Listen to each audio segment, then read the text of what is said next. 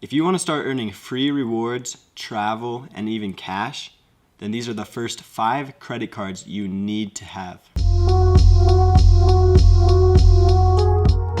The reason I picked these 5 cards is because of the Chase 5 in 24 rule. Now, if you don't know what this rule is, basically Chase has a rule where if you have opened 5 credit cards within the last 24 months, you will get denied automatically for any of their cards. Doesn't matter what credit card you have, if you've opened 5 or more in the last 24 months, you will not be able to apply for any Chase credit cards. Chase is the only credit card company that has this rule, so that's why it's important that you go for Chase first. If you want any Chase cards at all, you've got to get them first. That's why I made this list, and that's why these first 5 cards are all Chase cards. The first card that I recommend is the Chase Freedom. This card has a $200 sign-up bonus after you spend $500 in the first 3 months. This card also has 5% cash back on quarterly categories. So every quarter of the year, they change their categories to something new. So the first quarter of the year, January through March, was gas stations. So if you spend a couple $100 on gas, then 5% back is going to be a real nice bonus. Now this card is great for spending. I'd recommend everyone get it. The spending categories change from gas stations and grocery stores and department stores. They're changing every quarter. It's a really good card for just your normal spending. You get 5% cash back on every purchase within those categories. So it's a super good card. You also get a $200 signing bonus, which is huge. You can use that you can just cash it out, straight cash for $200, or you can use it for travel and it'll be worth even more than $200. So Chase Freedom is a good card to get, especially for beginners. It's easier. It's one of the Chase's easier cards to get. And if you don't know how to get approved for a Chase card, I'll have a video that explains kind of the best practices for getting approved and what you can do to increase your chances of getting approved for a card.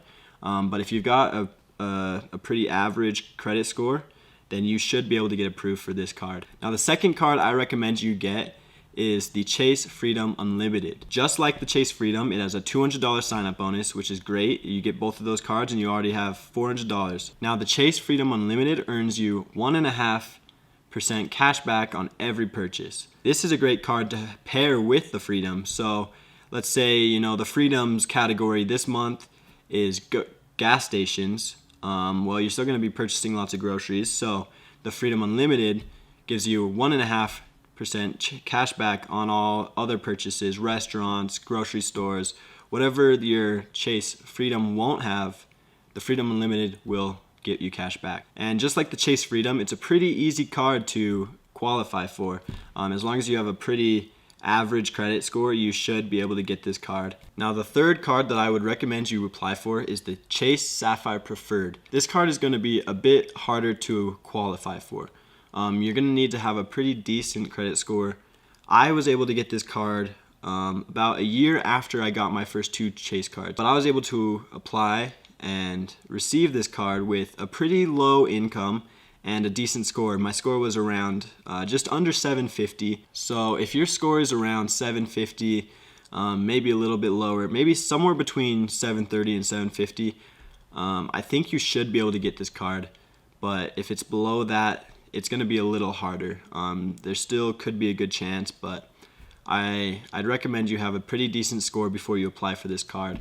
So getting those first 2 cards and just paying them off on time, making sure you follow all the important credit rules, you should be able to get your credit score up to a good point. Now, the Chase Sapphire Preferred is a great card. As of today, there's a 60K rewards point offer after spending $4,000 in the first 3 months. Now, that's going to be hard to hit that, and I'll give some tips in another video on how you can hit your spend, some good ways to try and hit that spend. But 60,000 points is worth about $600 cash, but if you were to use it towards travel, your points are worth about $880. So just for signing up and hitting that spend limit, you're getting $880 for free.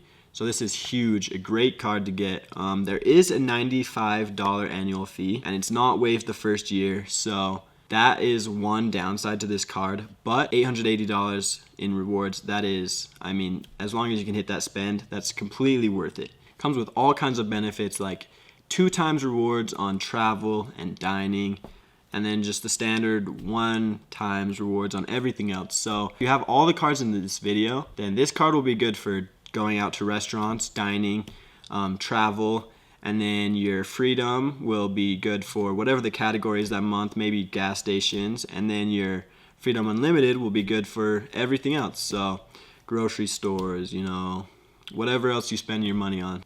So the last 2 cards that I recommend would be an airline card and a hotel card. If you want 2 airline cards or you want 2 hotel cards, you can go ahead and do that. It's up to you. I personally would recommend getting 1 of each, but completely up to you. So the 4th card I personally would recommend would be the United Explorer card.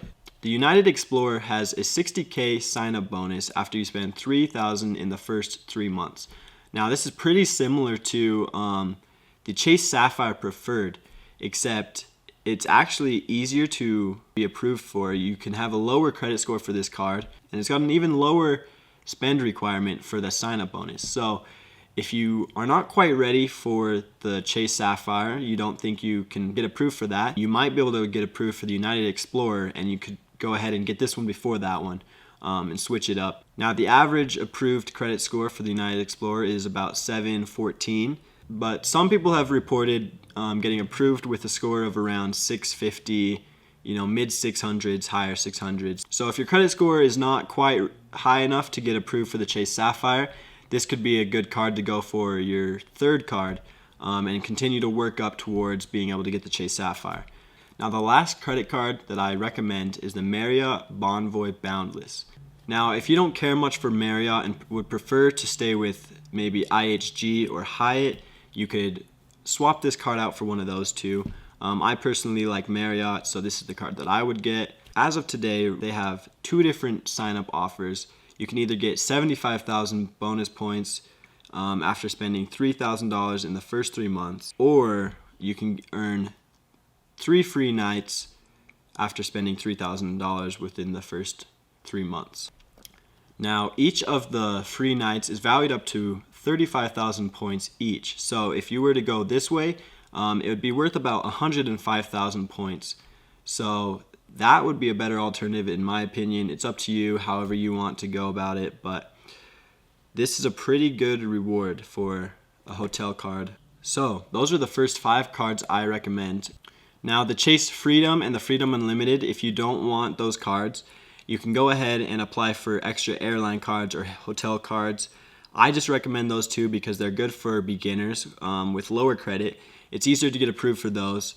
It's also easier to hit the spend limit and get those rewards. You know, $400 with only $1,000 spend, that's pretty good.